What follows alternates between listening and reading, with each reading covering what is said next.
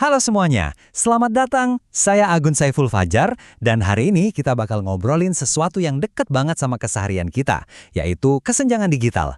Di kota besar, mobilitas itu gampang banget, tinggal pesan ojol. Tapi gimana nasib kita di Kecamatan Jasinga? Sampai sekarang, layanan transportasi online nasional itu belum menyentuh wilayah kita secara maksimal. Warga masih sangat bergantung sama transportasi konvensional yang kadang harganya kurang transparan. Nah, dari keresahan inilah titik awal ide Jasinga Ride lahir. Biar terarah, ini peta jalan presentasi kita hari ini. Kita bakal bahas mulai dari kesenjangan mobilitas, solusinya lewat Jasinga Rides, lalu kita bedah kerangka manajemen POAC-nya, analisis SWOT, strategi pemasaran 7P, sampai ke visi pemberdayaan lokal. Oke, kita masuk ke bagian pertama, kesenjangan mobilitas di Jasinga. Coba deh tanyakan pada diri Anda sendiri, gimana sebenarnya realitas mobilitas di Jasinga saat ini? Bayangin kalau Anda seorang pelajar atau pekerja yang harus buru-buru ke terminal atau pasar. Tanpa motor sendiri, pilihan kita terbatas banget kan? Harus jalan lumayan jauh ke pangkalan, dan kadang nunggunya bisa lama, sampai ada kendaraan yang siap narik. Beda banget realitasnya sama di kota besar. Di sana tinggal tap-tap di HP, ojol datang, harga udah pasti dari awal. Di Jasinga, kita masih sering banget harus tawar-menawar harga yang memakan waktu, dan tarif bisa berubah tergantung siapa yang nanya atau jam berapa berangkatnya. Kenapa bisa begini? Karena aplikasi raksasa menganggap pasar pedesaan kayak kita ini belum menguntungkan. Padahal, ini justru celah pasar yang gede banget buat Jasinga Ride. Lanjut ke bagian kedua, mari kita bahas solusi Jasinga Ride. Lewat riset yang saya susun di proposal ini, Jasinga Ride dirancang secara khusus untuk jadi platform transportasi dan logistik hyperlokal. Ada 3 pilar utama nih. Pertama, J-Motor, untuk efisiensi mobilitas ke titik strategis kayak pasar dan terminal Jasinga. Kedua, J-Food. Bayangin, warung nasi atau kedai kopi langganan Anda di Jasinga sekarang bisa dipesan langsung lewat ponsel. Dan ketiga, J-Kurir, buat solusi kirim paket kilat di dalam area kecamatan. Visinya cuma satu, memberdayakan ekonomi lokal kita lewat teknologi yang inklusif. Sekarang, kita beralih ke bagian ketiga, yaitu manajemen strategis atau POAC.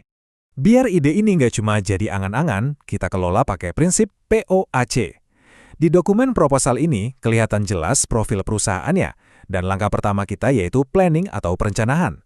Semua langkah operasional Jasinga Ride dipastikan berbasis pada perhitungan matang. Coba perhatikan angka perencanaannya, 35 juta rupiah. Kelihatan efisien banget kan? Ini adalah target modal awal untuk pengembangan MVP atau produk minimal yang layak jalan. Kita bikin aplikasi Android yang super ringan, sisanya dialokasikan untuk sewa server dan pengadaan atribut seperti jaket dan helm. Kita nggak akan buang-buang uang buat fitur yang belum dibutuhkan, fokus utamanya murni buat solusi dasar warga lokal. Masih di manajemen, buat aspek organizing dan controlling, kita tekankan keadilan buat mitra. Pembagian keuntungannya mantap banget, 85% buat driver dan cuma 15% buat aplikasi. Ini jauh lebih menguntungkan warga dibanding standar yang ada. Terus, verifikasi driver pastinya sangat ketat.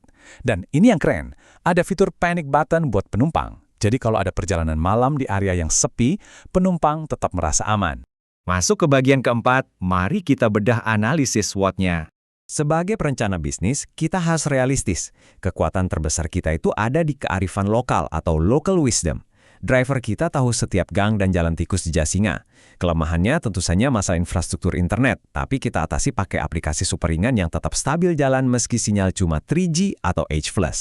Peluangnya sangat tinggi dari mobilitas pelajar dan warga ke pasar. Lalu, buat ancaman resistensi dari ojek pangkalan, kita punya solusi elegan, rangkul mereka jadi mitra, bukan mematikan mata pencariannya.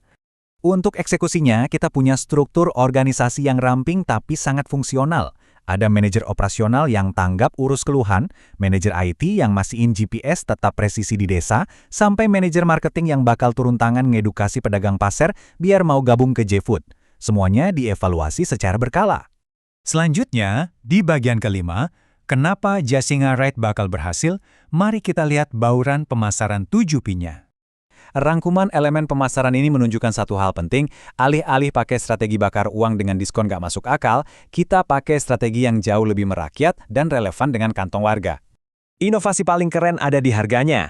Kita pakai sistem tarif zona. Contoh, mau pergi dari Jasinga ke Koleang, cukup dengan tarif flat Rp7.000. Udah, sesimpel itu. Dan pastinya transparan, nggak pakai tawar-menawar yang canggung. Dari segi bukti fisik, driver akan pakai jaket hijau hitam dengan logo Jasinga Ride dan helm SNI. Bakal jadi pemandangan baru yang profesional banget di jalanan Jasinga. Nah, di pilar manusianya, slogan utama kita adalah tetangga mengantar tetangga. Ingat, di daerah kita ini, rasa saling percaya itu mata uang utamanya. Karena driver wajib punya identitas lokal, penumpang merasa nyaman, berasa diantar tetangga sendiri. Ikatan emosional seperti inilah yang nggak bisa dibeli sama raksasa teknologi dari luar. Terakhir, bagian keenam, pemberdayaan lokal. Kesimpulannya teman-teman, Jasinga Ride ini bukan cuma sekedar aplikasi. Ini adalah harga diri ekonomi lokal kita. Kita bawa teknologi ke tempat yang sering terlupakan, angkat UMKM dan buka lapangan kerja buat warga.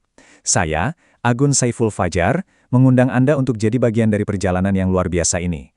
Terima kasih banyak kepada dosen pengampu atas kesempatan presentasi UTS ini. Mungkinkah inovasi hiperlokal seperti ini akan jadi masa depan kita? Sampai jumpa.